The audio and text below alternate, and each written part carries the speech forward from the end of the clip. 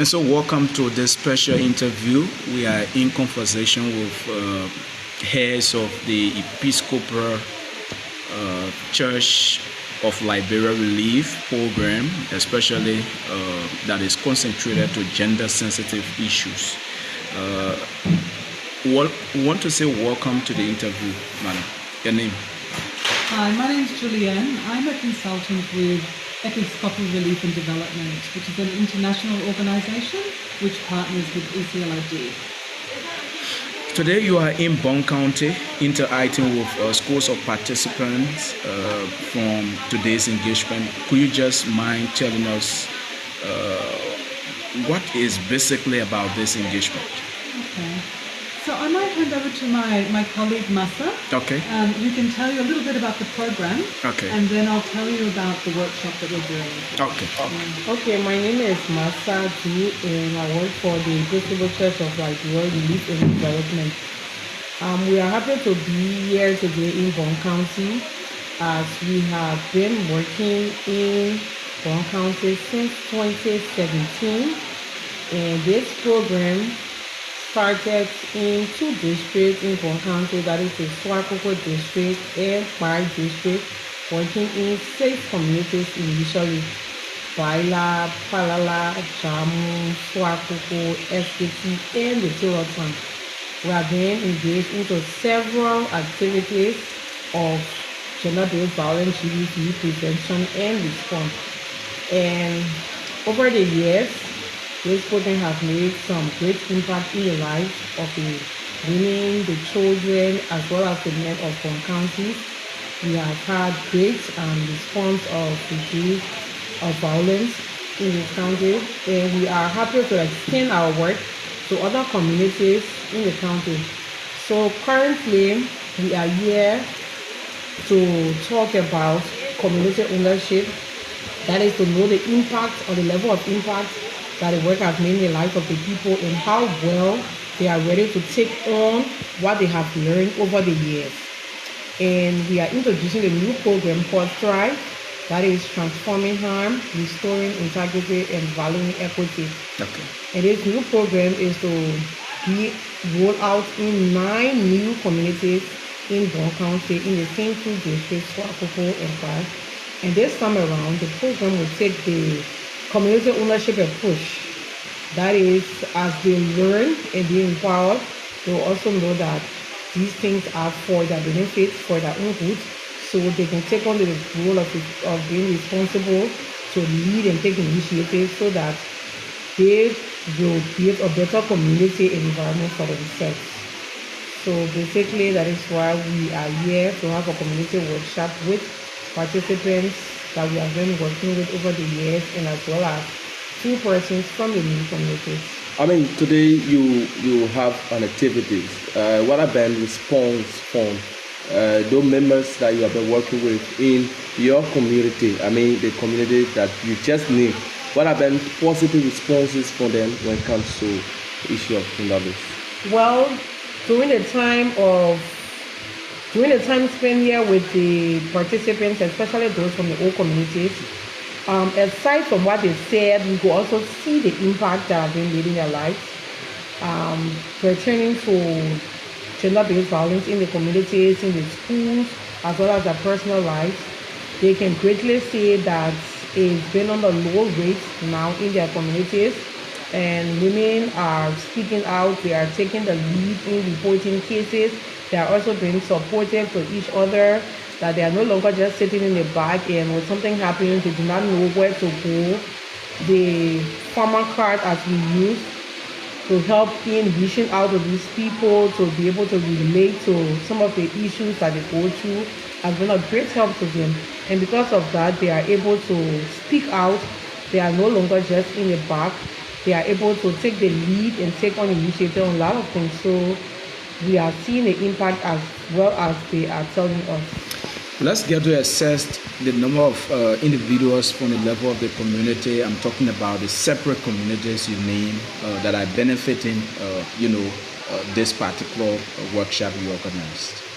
asking to tell you the number of direct beneficiaries. Yeah. As you said, the program been here since 2017. So, hands on deck, I cannot say the number of direct beneficiaries we have had over the years, but even with the new Thrive program, our direct beneficiaries that we are to target now will be 100,000, inclusive of men, women, and youth. What do you want to change in the Liberian community with the focus on gender-based violence?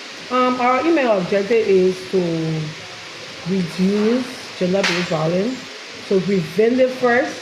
That is, if people know that these things are not good, if people are aware that they shouldn't be doing these things, it's a step forward, because as they say, prevention is better than cure. So if it is prevented in the communities, it is a plus for us.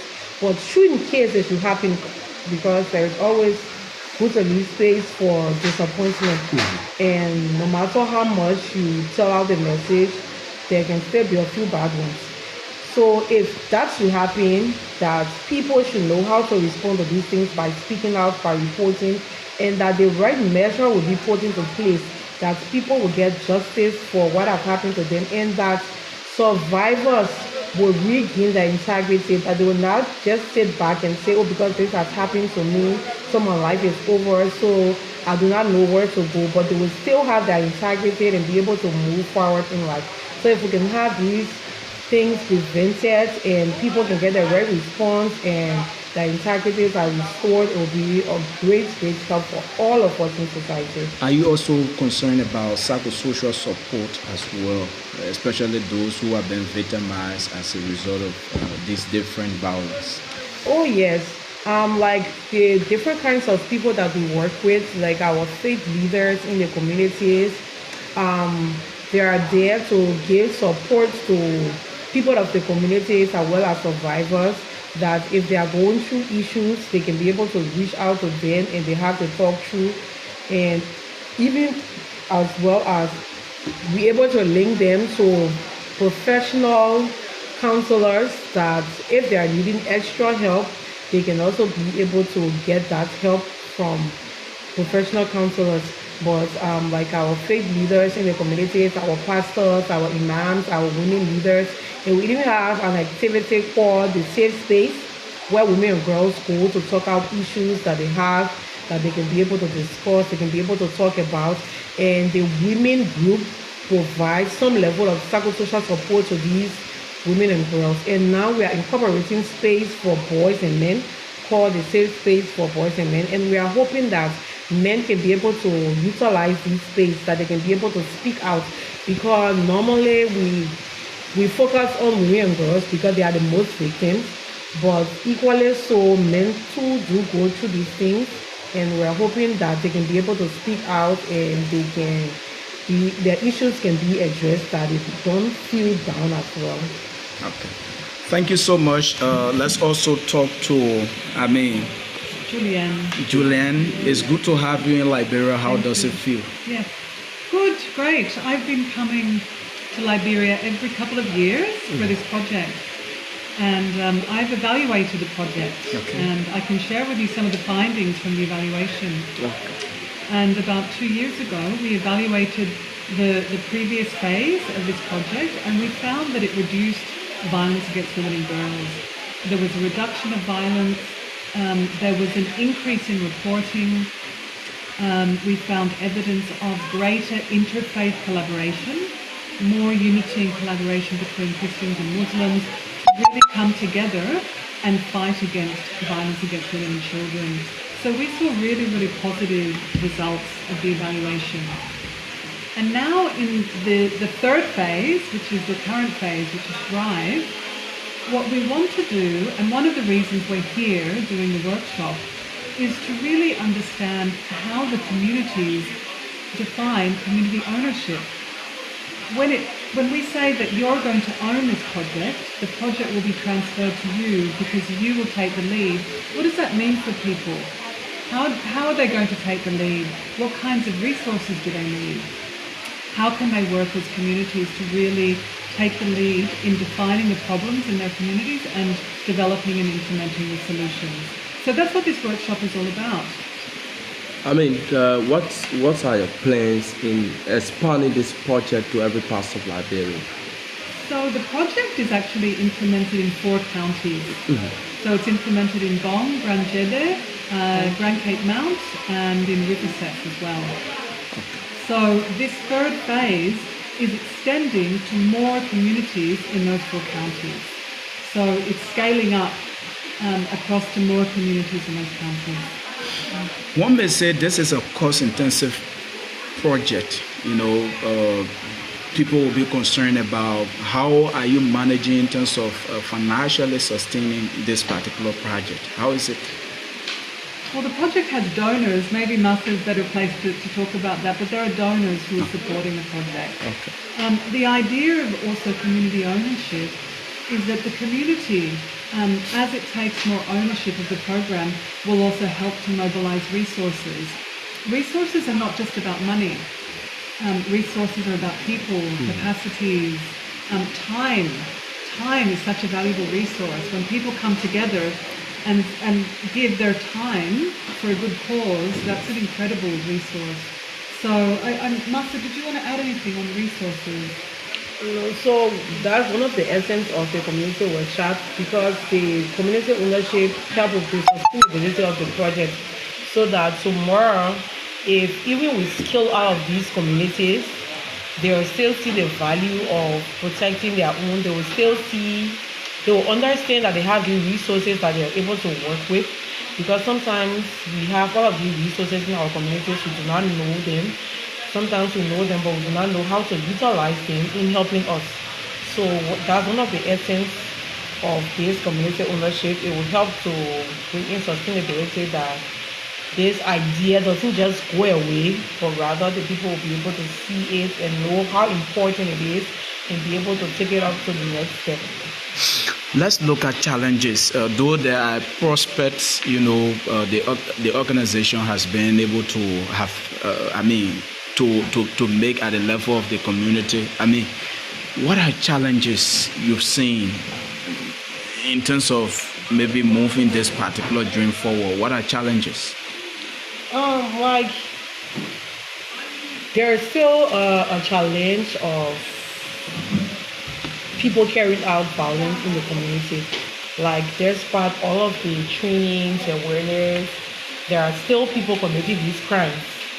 There are still perpetrators around. There are still people of our own that and do these things to survivors, that do this and act to people.